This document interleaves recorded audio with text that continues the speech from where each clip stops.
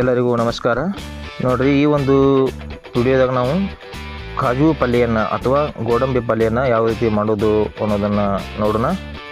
First ನೀವು ಏನು ಮಾಡಬೇಕು, 1-2 ಉಳ್ಳಿಗಡ್ಡಿ ಮತ್ತು ಟೊಮೆಟೊಗಳನ್ನು ಸಣ್ಣಾಗಿ ಈ ರೀತಿಯಾಗಿ ಕಟ್ ಮಾಡಿ ಇಟ್ಕೋಬೇಕು. ಅದೇ ರೀತಿ ಅದಕ್ಕೆ ಸ್ವಲ್ಪ ಬಿಳಿ ಎಳ್ಳನ್ನು ತಗೋಬೇಕು. ಮತ್ತು 1-2 ಬೆಳ್ಳುಳ್ಳಿ ಅಂದರೆ ಗಾರ್ಲಿಕ್ಗಳ ಎಸಳೆಗಳನ್ನು ತೊಗೊಂಡು ಅವನ್ನು ಒಂದು ಲೇಯರನ್ನು ತಗೋಬೇಕು, ಅಂದರೆ ಸೊಪ್ಪೆಯನ್ನು ತಿಳ್ಕೋಬೇಕು.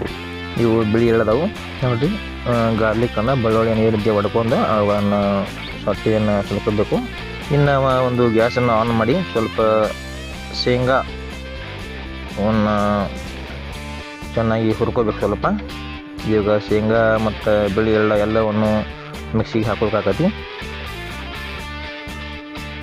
ಒಂದು ಮಿಡಲ್ ಫ್ಲೇಮ್ನ ಇಟ್ಕೊಂಡು ನೀವು ಶೇಂಗಾವನ್ನು ಹುರ್ಕೋರಿ.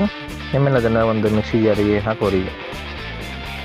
ಅದೇ ರೀತಿ ಚೆನ್ನಾಗಿ ಹೆಚ್ಚಿದಂಥ ಉಳ್ಳಿಗಡ್ಡಿ ಟೊಮೆಟೊಗಳನ್ನು ಸ್ವಲ್ಪ ಎಣ್ಣೆ ಹಾಕಿಸಿಂದ ಅವುಗಳನ್ನು ಕೂಡ ಹುರ್ಕೋರಿ.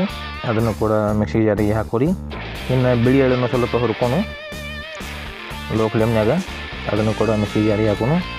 ಈಗ ಗೋಡಂಬಿಗಳನ್ನು ಕೂಡ ನಿಮ್ಗೆ ಎಷ್ಟು ಬೇಕಷ್ಟು ಗೋಡಂಬಿಗಳನ್ನು ಕೂಡ ಒಂದು ತುಪ್ಪದಲ್ಲಿ ಅಥವಾ ಎಣ್ಣೆಯಲ್ಲಿ ಕೂಡ ನೀವು ಅವು ಕೆಂಪಾಗೋ ತಕ್ಕ ಹುರ್ಕೋಬೇಕು. ನಾವಿಲ್ಲಿ ಶುದ್ಧ ಶೇಂಗಾ ಎಣ್ಣೆಯನ್ನು ಉಪಯೋಗಿಸ್ತೀವಿ. ಇದು ಶೇಂಗಾಗಳನ್ನು ತಂದ ಒಣಗಿಸಿ ಒಂದು ಆಯಿಲ್ ಮೇಲಿಗೆ ಹೋಗಿ ಅಲ್ಲಿ ಶುದ್ಧ ತೆಗೆಸಿದಂಥ ಶೇಂಗಾ ಎಣ್ಣೆ ಆಗೈತಿ. ನೀವು ಕೂಡ ಒಂದು ಶುದ್ಧ ಶೇಂಗಾ ಎಣ್ಣೆಯನ್ನು ಉಪಯೋಗಿಸಿರಿ.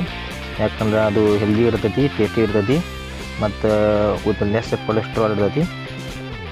ಆರೋಗ್ಯಕ್ಕೂ ಭಾಳ ಒಳ್ಳೆಯದೈತಿ.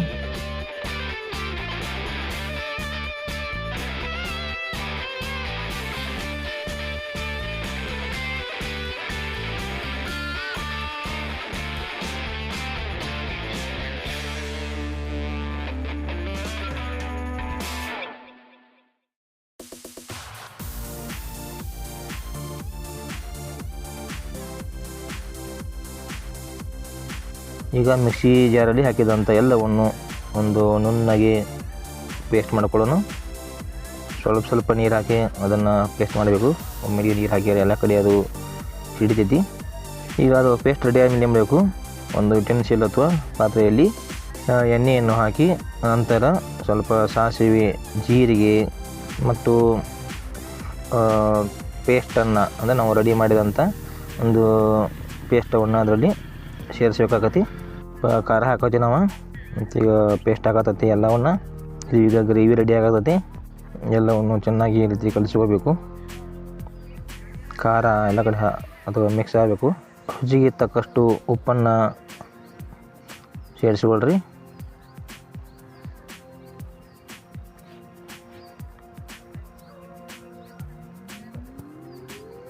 ಇದನ್ನು ಸ್ವಲ್ಪ ಟೇಸ್ಟ್ ನೋಡಿರಿ ಹೆಂಗೈತಿ, ಖಾರ ಉಪ್ಪು ಎಲ್ಲ ಕರೆಕ್ಟ್ ಐತಲ್ಲ.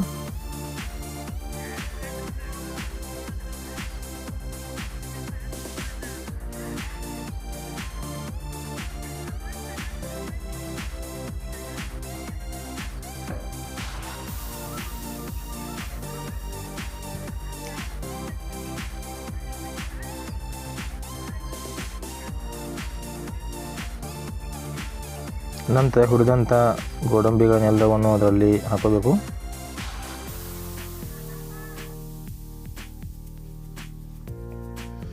ಇನ್ನು ಸ್ವಲ್ಪ 5-10 ನಿಮಿಷ ಕಾಲ ಕುದಿಸಬೇಕು.